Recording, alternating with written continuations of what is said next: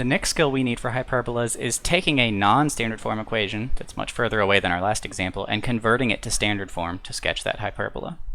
So let's try out an example together first. Okay, the way I can tell this is a hyperbola is that my x squared and y squared, one's positive, one's negative. Okay, but eventually I need it to look like one of those standard form equations. So what I'm going to do first is just go ahead and group together my terms. So there's my x terms, here's my y term, and just go ahead and throw the constant on the other side. Now, before I try to get a 1 over there, I'm going to go ahead and factor out this 4, and factor out this negative 3. And now, just like we did with ellipses, I need to complete the square on these guys. So let's see, I've got that number. If that's d, then d over 2 is 1, and d over 2 squared is 1. So let's see. On the left side, I just added 4 times 1, so on the right side I'm going to add 4 times 1. And then over here, there's nothing to do to complete that square. So I've got 4 times, and this is x plus 1 squared, minus 3 times, this is y minus 0 squared, and that's equal to negative 12. Now that I've completed the square, I can take stock of the fact I really want this to be a 1 on the right side. So let's divide both sides by negative 12. So this becomes 1. Something interesting happens here. I'm going to have x plus 1 squared over negative 3, and y minus 0 squared over 4. So it looks a little weird like this. I would prefer to write this as y minus 0 squared over 2 squared minus x plus 1 squared over the square root of 3 squared. Basically, instead of having the minus sign down there, I'm just noting one thing is positive, one is negative, much more like my standard forms. Looking at the formula sheet, okay? Let's decide which kind of formula we have here. Because my y squared term is positive, I've got a horizontal hyperbola. So this is what I'm looking to compare to. Okay, so they're remarkably similar. I can figure out my features now. Okay, so it looks like k is 0, looks like h is negative 1, a is 2, b is the square root of 3, and let's find c really quick. We know c squared is a squared plus b squared. So that's 2 squared plus root 3 squared. C squared is 7, which means c is the square root of 7. Alright, so I got it in standard form. That was my first task. My second task was to try to sketch that, including all the features. So let's do this by hand. Alright, so I've got a center at h comma k. So my center is at negative 1, 0. So there's that.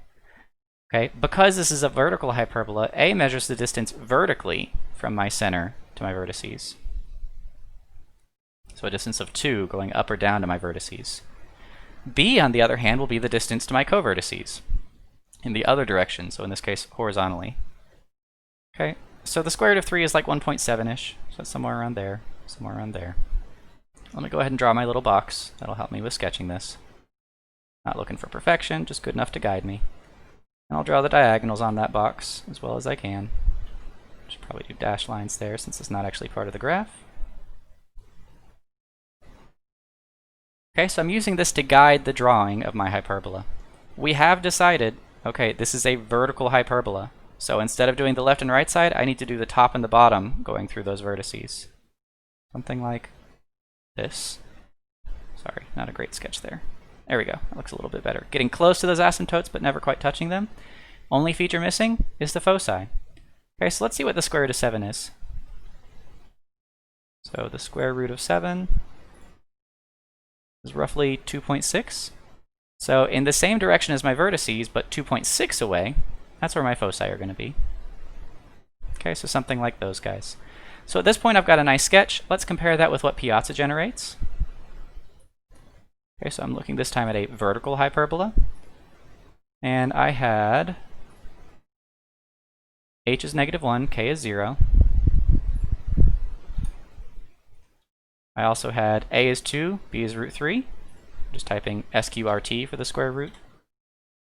Okay, and that looks a lot like what we just sketched, right? We got that same box with those same asymptotes. We can see that it's vertical. We can see roughly where the foci are. That's a good sketch based on what we did. Okay, now we're going to try another one. I want you guys to mostly try this on your own, right? We learned the skills last time. The only way to get better at this is to go ahead and practice it. So go ahead and pause the video, see if you can get this guy in standard form, And once you have it in standard form, see if you can get a nice sketch for it. Then unpause and see if we get the same thing.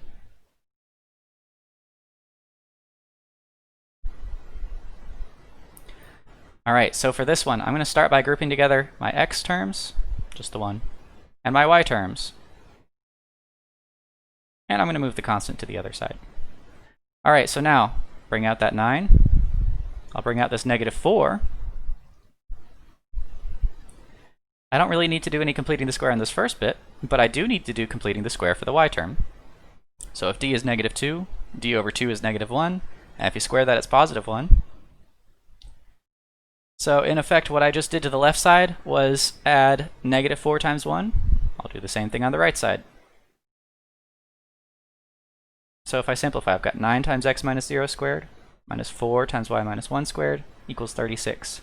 I really want a 1 on the right side, so let's divide everything by 36, giving me x minus 0 squared over 4 minus y minus 1 squared over 9 equals 1. So let's see, which thing is positive, x squared or y squared? This time we have x squared being positive, so let's compare that. When x squared is positive, that is a horizontal hyperbola. So grabbing our equation, let's compare the parts and pieces so I can find h, k, a, and b. So h is 0, k is 1, a is 2, because that's 2 squared, b is 3, because that's 3 squared, and just finding c really quick.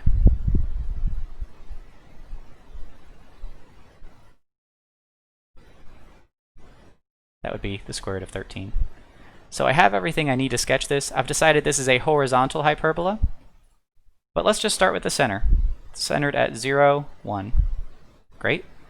Alright, now I know the distance from my center to my vertices is a, that's 2. So I'll go 2 units to the left, 2 units to the right. There's my vertices. Okay, because it's horizontal, that's why I knew to go horizontally. And my co-vertices are a distance of 3. So, connect those dots to make a little box. That'll guide my asymptotes. Let's draw those diagonals in, just so I have something to guide my drawing for the hyperbola. And because this is horizontal, I know that I'm going to go through these vertices horizontally for my branches. Okay, is the drawing perfect? No, but this gives me a nice guidance. And the distance from my center out to my foci is the square root of 13. The square root of 13 is just about 3.6. So 1, 2, 3, 4. Something like that. 1, 2, 3, 4. Okay, so that's where my foci are on this graph. So there it is, there's a little sketch. Let's see what that looks like on the Piazza tool. Okay, so going into a horizontal hyperbola. And this time I'm looking for h is 0, k is 1, a is 2, b is 3. That looks a lot like what we just sketched. Okay, so that kind of confirms for us and gives us a nice, more precise picture. That's what that hyperbola would look like.